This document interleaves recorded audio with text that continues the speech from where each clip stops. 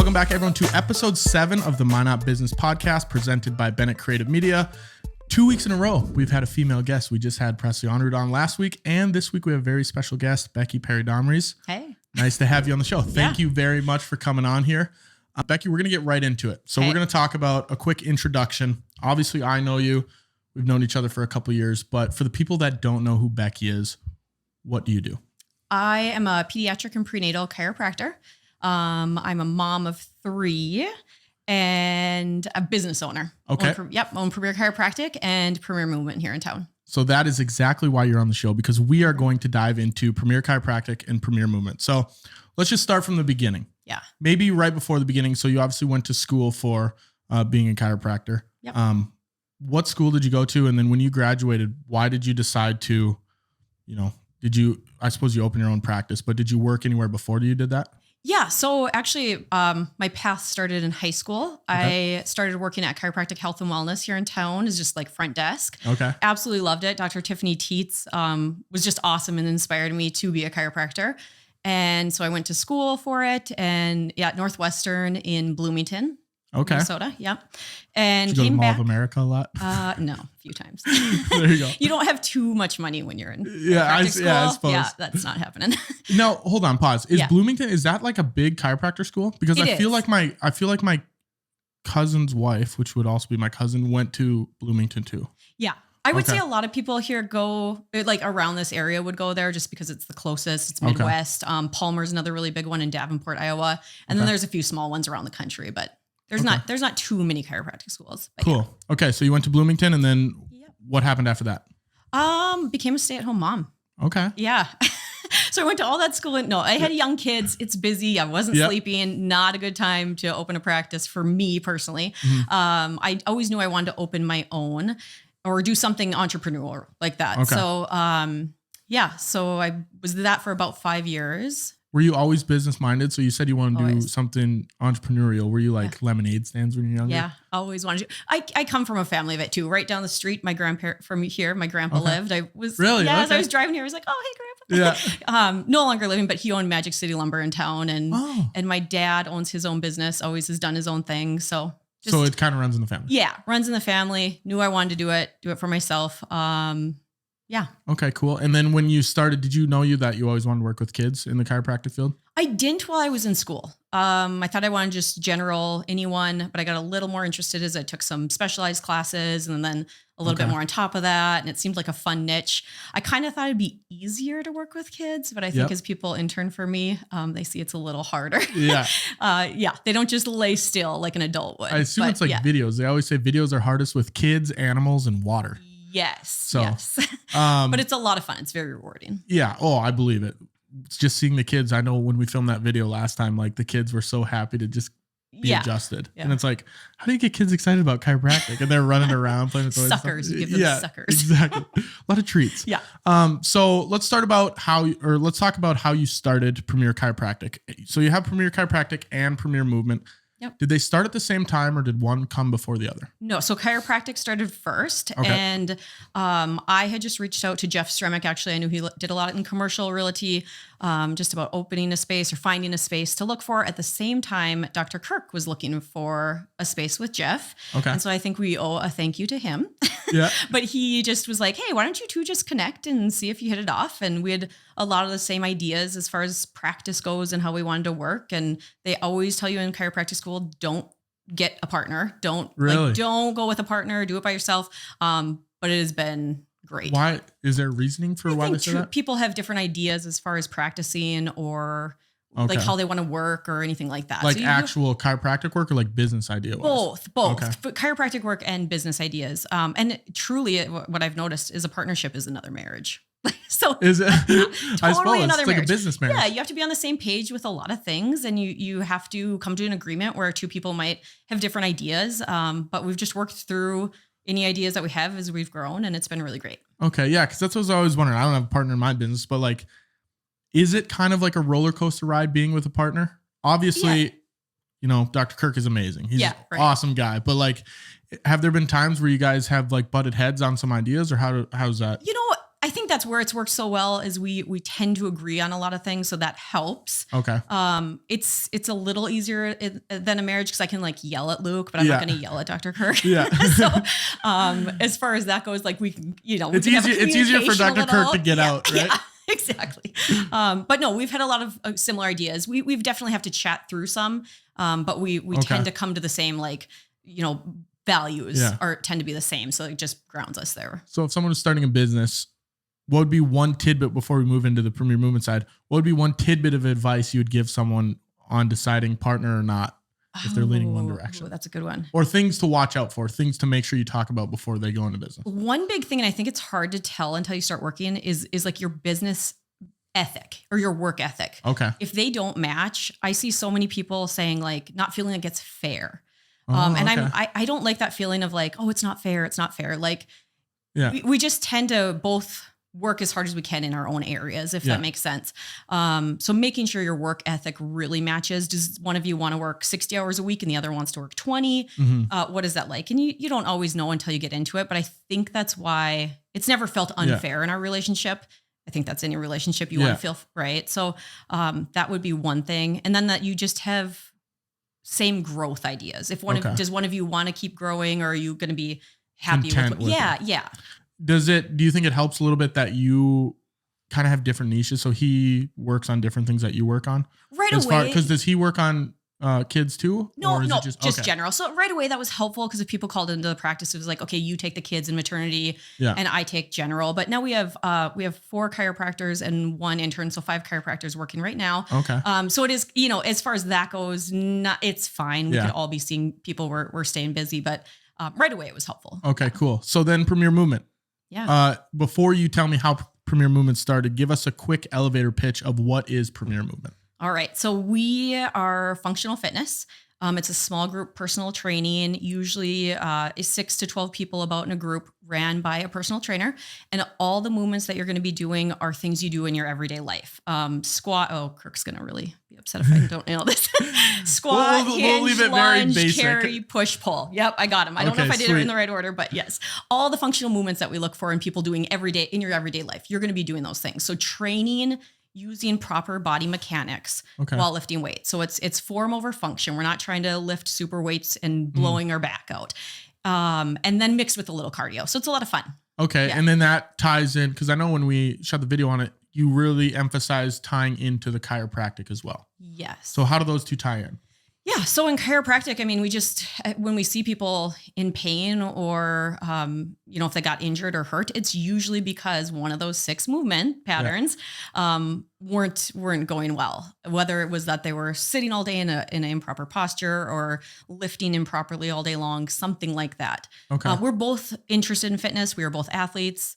He was an athlete in college. I was in high school, quit after high school. Yeah. But we were both interested in fitness, listening to podcasts. And one day we were kind of sitting in the office and he's like, what do you think about opening a gym? Yeah. So that's a good transition. Podcasts. So how did that start? So it started from listening to some podcasts, and then how did you guys get the ball rolling? Perfect timing. The person next to us in the office moved out. It was really small square footage. I'd say maybe 800 square foot. Okay. So we blew out the wall there, just started in our office. Like, let's test this concept, see if it'd work and mine it. And started with like 6 people or something like that. And so you guys started Premier Movement next door to Premier Chiropractic. Yeah. Okay. So for you guys that don't know, Premier Movement, Premier Chiropractic, they're in 2 different locations currently. We can tie that one back in after or around that about. Yeah. The goal is to come back together. Okay. That's is it? Okay, cool. Yeah. So we kind of outgrew the space faster than we thought. We're like, okay, we'll get another space. So now we're at a different location. Mm-hmm. Goal will be to have the clinic and the gym in a different space all together. Cool. Yeah, because that's what it works together, but it was just like we weren't going to be able to grow into that space anymore. For sure. So let's pivot a little bit now and talk about a team. So you said you have a team of 5 chiropractors now. I assume there's also a team of personal trainers on that end. Mm-hmm. How did you guys go about building that team from starting from just you 2 to now, 15, 20 people? Yeah. It feels surreal sometimes. I'm like, I just thought I was going to open this clinic and be by myself and see kids. And it's just fun seeing different faces and working together. But it's basically, we, outgrew being able to take new patients on. Okay. So then we added another one and then he gets busy. And then somebody approached us and asked if they could come work. They're moving from Bismarck and she's just been great. And then I have an intern right now that's going to be a chiropractor. Okay. So when you add a team member, it's not necessarily like we're looking for, it's just kind of the opportunity falls into your lap. Yeah. Which is also been like, it's been very rewarding. You know, when you get a referral for a client, like that feels cool. Yeah. But to have these chiropractors be like, I'm moving back to Minot or I'm moving to Minot. I looked at other chiropractic clinics and I want to work at your clinic. It feels super cool. That's awesome. And that maybe goes into a little bit about, the culture that you're building. So is there a specific, and I'm sure there are specific values that you guys are like, this is how we want our work atmosphere to be. And how do you guys go about navigating, making sure that's a wonderful business and place to work at? Yeah. I'd say like, if I think of value words, it's fun. It's a ton of fun. Whether you're at the gym, whether you're at our office, like I want people to come in and be like, yeah, it's Monday. Let's go. Which is hard to get by Mondays sometimes. So hard. Yeah. But it's a lot of fun.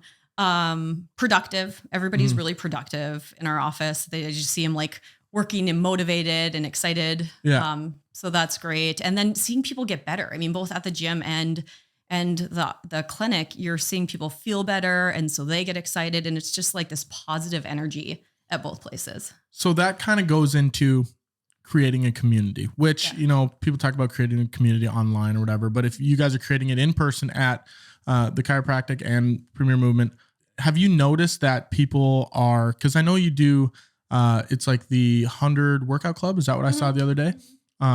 So how do you go about creating that community for people that are coming to the gym? What are some things, I don't want to say they're marketing things, but those things that keep people coming back? Yeah. I mean, we constantly work on that too. The gym is growing. I think we opened it in 2019.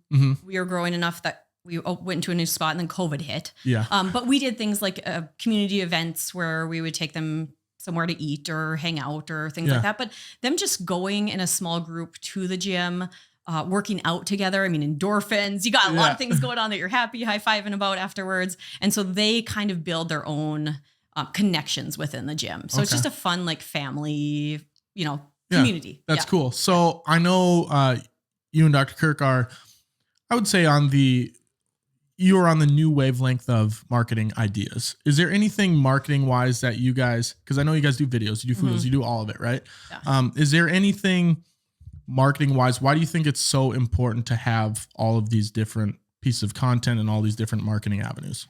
Yeah. I mean, they're just throwing it out there to a bunch of different places. So they're like, oh, I saw you here. And then, just different. I think I heard a person has to see you about 7 times before they'll think about you. And then, so maybe they see Premiere and somebody mentions, oh, you should go there. Yeah, I saw it. Like it adds some credibility. Right away, we started social off the bat and that was a huge hit. Your videos have been amazing. Thank you. We use them in all our ads. That is wonderful. So yeah, I that, and then being out in the community is so important too. So getting to know people, connect with people.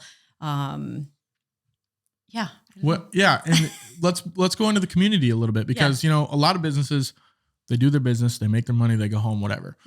You guys obviously very important on being within the community. Absolutely. Why is that important to give back to the Minot community? I think part of it is I was born and raised here and I enjoy going to the different community events. I mean, if anybody says they don't know what there's going on in Minot or there's nothing to do here, there's so much to do here. Yeah. And just giving back, going to those community events and seeing people and connecting with people and, donating what you can or sponsoring what you can just to give back to the people that supported you. Because at the end of the day, my income is from people in the Minot community. Yeah. Well, and that's why it feels so good to give back. Yeah. Because okay, you guys are giving me a living. So here's this. Let me give you a little bit. Yeah. Yeah. Here's a little bit. Here's a little bit back. Yeah. So let's talk about the process of being a business owner. A lot of people don't know, because, I'd say a majority of the people, they work 9 to 5 and they go, but being a business owner, there's a lot more steps and variables that go into it. What does the process look like for you? What do you enjoy about it? And is there anything, you enjoy, and then we'll go into things that you don't really enjoy that much. I think a couple things first I want to touch on is whether you're a business owner or not. I think a lot of people nowadays take their work home. Maybe a teacher. Just so many people bring their work home. So I don't think anything's necessarily 9 to 5 anymore these days, especially with all the ways you can communicate and things all like the that. Ways you can make money now. Oh, absolutely. It's constant. But as a service provider / business owner, I am also part of the product. So that's why it was so important for me to also have other chiropractors, right, as a business owner. Because if I'm not adjusting someone, I'm not making money. Well, if you can grow as a team, then it can be more of a business side than the service. So I'm going in, adjusting people all day long. Well, there's still all the business side to do. And a lot of times for me, that ends up in the evening, on the weekends, before work, during lunch, things like that. So I'm trying to be a smarter business owner as far as like letting somebody else adjust some of my hours so that I can take care of the business side and I'm not constantly working and I can enjoy the kids and family life too. And that's one thing, that's a great transition into something that I'm facing in my own business now is when you're starting and it's just a smaller team, you're almost the face of it. So when people think I'm going to Premier Chiropractic, they think, okay, I'm working directly with Becky. Was there a hard transitional period where you had to be a little bit more hands off and let other people go in there? And did people, how was that transition where people thought they were working with you, but then they were getting adjusted by somewhere else? So I don't think anybody's ever come in thinking they were going to work with me and worked with somebody else. Okay. We let them know who they're going to see. But I think we're in that transition right now. And it's more of me like, okay, a 3-year-old's coming and they're going to see somebody else. And like, I need to just step back myself and know they're well equipped to see that 3-year-old. And And that's where it's hard because when you start your business from the ground, it's almost like your baby. It is your baby. Yeah. And then, even for video stuff, I've been hiring more people to do different jobs. And it's like, it's almost hard to hand off those things. Yes. That's probably one of the biggest tips I ever got that I follow through with. Like, if it's a job somebody else can do that isn't making you money or isn't necessarily like making you what you say your dollar value is worth per hour, let someone else do it. And continue to just give those tasks to somebody else. So that whatever you're doing is creating the most profit for you. So you're working on, I think, because I think I heard a podcast or something where they were talking about work only on your high value activities. Exactly. Yep. And then all the other stuff, like, you get 1,000. You get 1,000 emails a day. And it's like, okay, if you have someone that can read the emails for you and just tell you what you need to know, or, in my end, it's like, I make the most money when I'm actually shooting videos, but I'm doing stuff at the office where I'm just posting on social media and stuff, you can have people for that. Yeah, absolutely. I'm not quite to that point. Like I got a few people that help me out, like Nathan here behind the camera, but it's that weird transition period where you have to figure out, it's like, okay, do I delegate these tasks to somebody else? It's also North Dakota way of like, I felt so crazy when I hired somebody to clean my house. Like you just do all the things. So if I don't find joy in it anymore, or it doesn't make me money, I'm not doing it. Yeah. Which is, that's a great piece of advice right there. Yeah. Find joy or make you money. We're going to pivot a little bit now to some successes and some failures. So was there any moments in your business journey where, you kind of fist pumped to yourself, or maybe, you're like, let's crack a bottle of wine or something because this is awesome. Was there any hoorah moments for you? Absolutely. And Dr. Kirk? Yes, absolutely. I think there's been a few. And one reason is because we just love growth. Like I don't foresee Dr. Kirk and I maybe on our deathbed will be okay with being done. But we just aren't content. Like we like to keep going. So, one, is adding an associate, right? Yeah. So somebody else that can be adjusting people and it's bringing the business money and things like that. Opening the gym was cool. Just watching that grow. Okay. I think that a gym industry, fitness industry is really hard.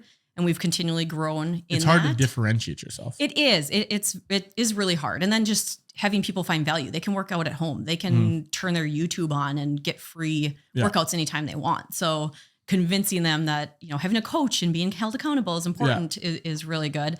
Getting through COVID, was huge. We have 2 service-based industries and our businesses get shut down.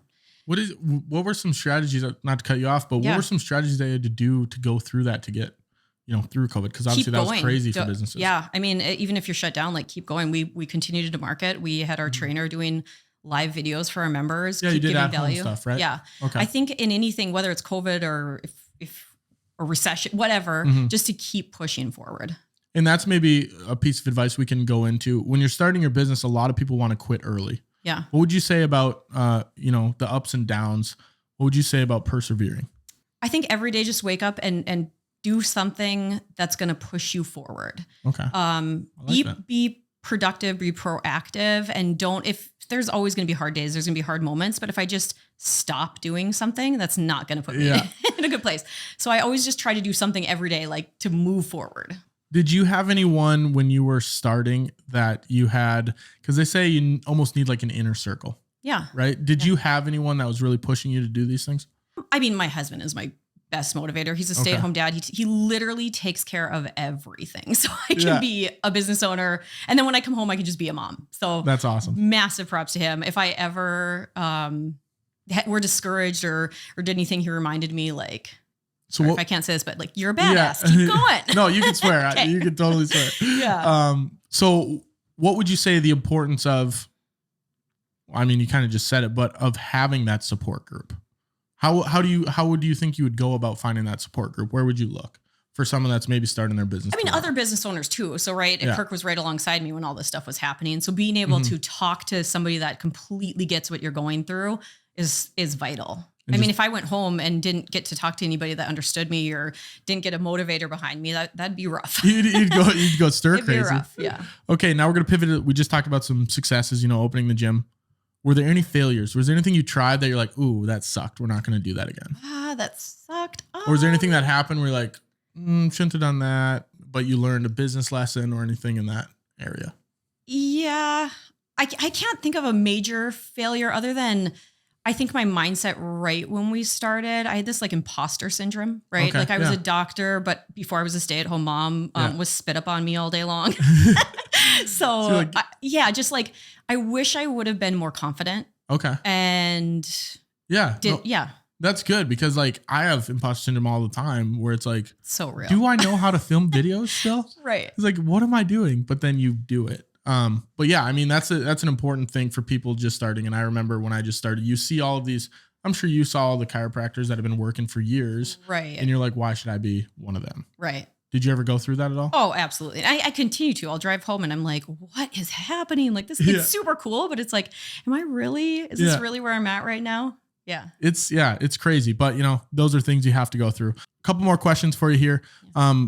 What is your North Star? So is there any businesses or ideas that you guys can share? If there's any confident, you don't have to, but any ideas or things you're spitballing on, the future for Premier Chiropractic and Premier Movement? Sure. So this is breaking news. We'll see when you put it out there, but we are going forward on a building. Okay. So Kirk and I are going to buy a building and build Premier Chiropractic and Premier Movement. We'll be in the same spot.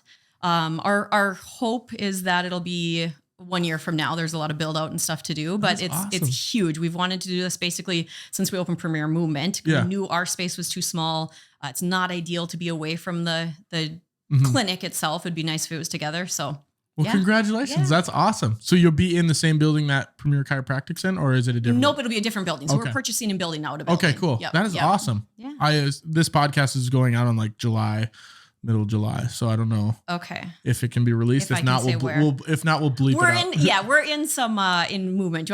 I'll say it and you can bleep it out. You can say it, and if we can't have it, we'll bleep it out. Okay. So it'll be across from Oak Park in the building where Marco's and Higher Ground is. Oh, that is sweet. Yeah. I actually, every time I drive past that building for like the last month or so, I would look at it and I was like, gosh, I should buy that and put a video studio there. Oh, well, that would be cool in there too. But nope, sorry. Yeah, it's taken. It's a nice space and it needs to be cleaned up. It was from the flood. People travel down that, on the 4th Avenue and go to the Oak Park. It'll be nice to be cleaned up. Yeah. Well, and that's a really good location, honestly. Yeah. Like that's awesome. You can walk across the street and have pizza every day. Exactly. We're right next door to have pizza every day.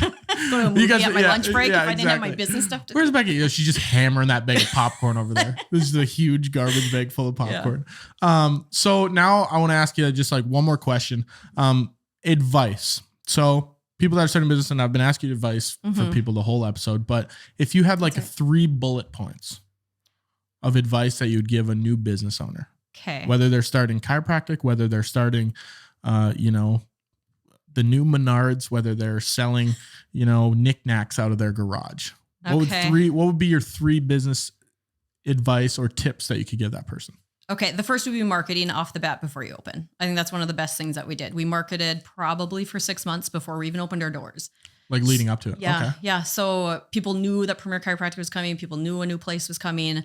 We did a similar thing with Premier Movement so that it was kind of like once we open, once you start to have to pay the bills. Yeah. We had people on the books. Okay. That makes sense? Yeah. So you kind of like led up to it then. Yes. Created some hype around it. Yeah. So you could be the best chiropractor in town, but if no one knows you, it doesn't really matter. Yeah, exactly. So, okay. Number 2. I think this is something we're starting to do now that I wish we would have done earlier, is be better with our financials, QuickBooks, budgeting and stuff.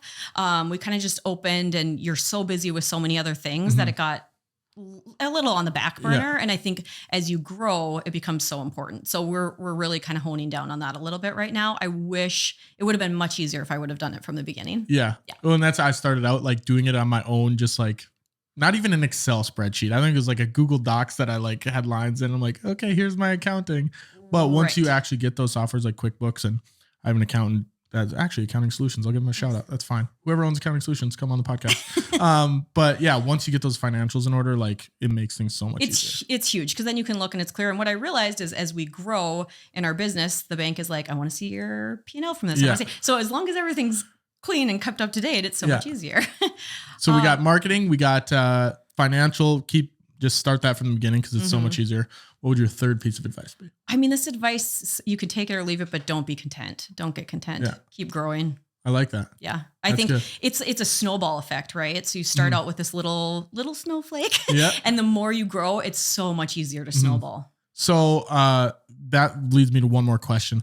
How do you go about growing? Like, do you have any like podcasts, or like, do you read books, or how do you? I mean, in chiropractic school, even I would read any business book I could get my hands on. And it's so funny because some of them would contradict themselves. Okay. But you could always take pieces from one and be like, okay, yeah, I get that. And like something else from a different, like one will be like 10X theory. You got to do everything 10X hardcore. And another is like, I can't think of the name right now, but you take it bit by bit. You got to do something little every day.